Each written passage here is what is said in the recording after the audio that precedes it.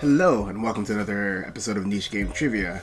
Today I have a very special treat for you guys. We're going to be going over some Nocturne trivia. So I'm going to bypass some of the old trivia and actually give you guys something new.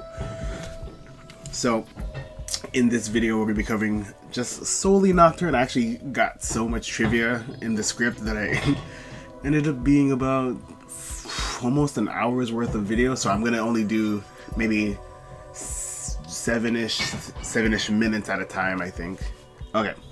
Did you know that very first pixie you get in the game is actually pretty critical to the Amala Network dungeon, the Kalpas, particularly the 5th Kalpa. So if you have that pixie or any of the evolutions, which you can turn it into a high pixie or a queen mab, but if you keep that specific pixie, it'll unlock a door in the 5th Kalpa and you'll get a super pixie, quote unquote. And what makes it even more interesting is that that pixie actually didn't originally belong to Demi-Fiend. So in the drama CD, that pixie is revealed to have belonged to his acquaintance Ryogo, who is the protagonist of the drama CD. In the drama CD, there is a story that essentially boils down to Ryogo being a bit of an outcast, even by not SMT standards. For whatever reason, Demi-Fiend is actually a very popular person at his school, and Demi-Fiend, Isamu, and Chiaki kind of, they try to be nice to this guy. But when this guy manages to make it into the hospital during the conception, he is actually the first target of Lucifer into turning into a Demi-Fiend, and it's all part of this big plot to kind of keep the real Demi-Fiend a secret from, the big bads in the game.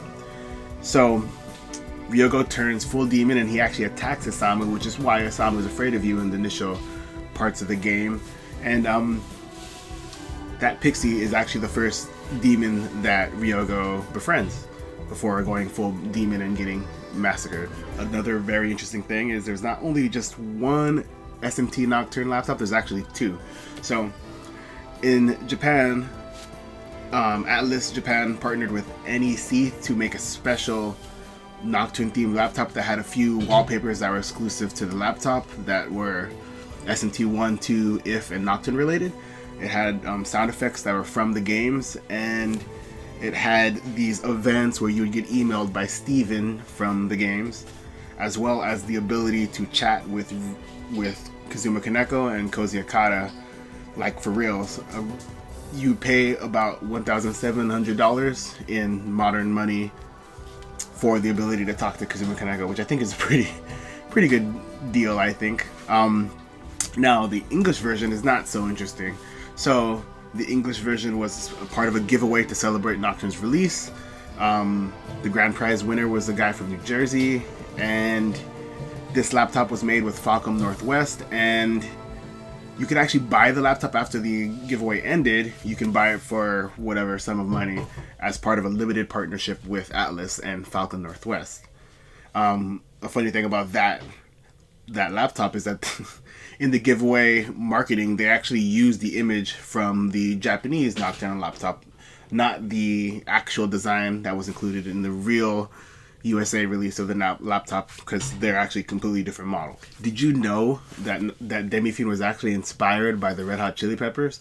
In a statement by Kazuma Kaneko, Kaneko says that he designed Demi-Fiend while thinking about the Red Hot Chili Peppers, imagining them running naked in the desert. And even more about his design. So if you look at his sleeves, you'll actually see that he has the demon icon running around his sleeves, and that's just another little Easter egg that a big fan would notice. Another pretty cool Easter egg is that the magazine that Chiaki's reading in the beginning actually has Nova from SMT IF, who actually will set your stats based on I believe some brief questions.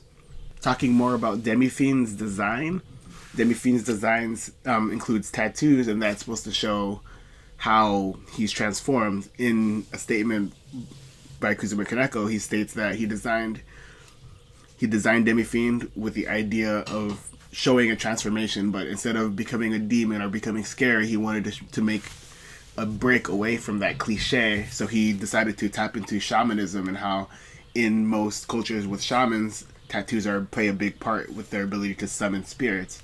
And that's why he's tattooed throughout his body. And then another interesting thing about Demi Fiend's design is that the horn on the back is actually just not some handy dandy horn. It's actually something really important. This is what Kazuma Kaneko says about this.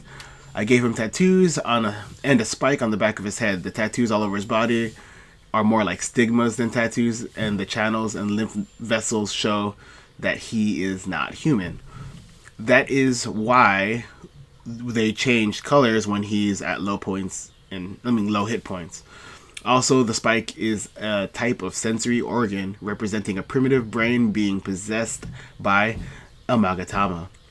It is through the evolution of this sensory organ that the player can talk to demons and use superpowers. There is a theory that a person's aura, when viewed from the side, protrudes backwards like a shark fin, and that was my inspiration for the spike. And that's all I really have for you today. Like I said, I have a lot of trivia. Some of this stuff is old. If you follow me before, a lot of this information is kind of old. I try to sneak in some new stuff too. I really wanted to kind of go with a theme, and for the most part, the theme was design. Later on, I will follow up with this video fairly soon. So look out for that. Please go ahead and slap a like on it. Give me feedback. I know that last time I had the audio a little too loud, and that's because it came out really bad. I didn't have a mic, and I bought a mic up Black Friday. So be sure to like and subscribe. Follow me on Twitter, Did Ya Know Tensei. Follow me on Tumblr, Did You Know Tensei. Follow me on Facebook, Did You Know Tensei, and I'm LaRue. On the subreddit, I'm going to drop the link to the Discord that I'm a part of, which is the official Mega 10 subreddit Discord. I'm a mod there, so I'm kind of big. Thank you guys for watching, and stay tuned for the next one coming out shortly.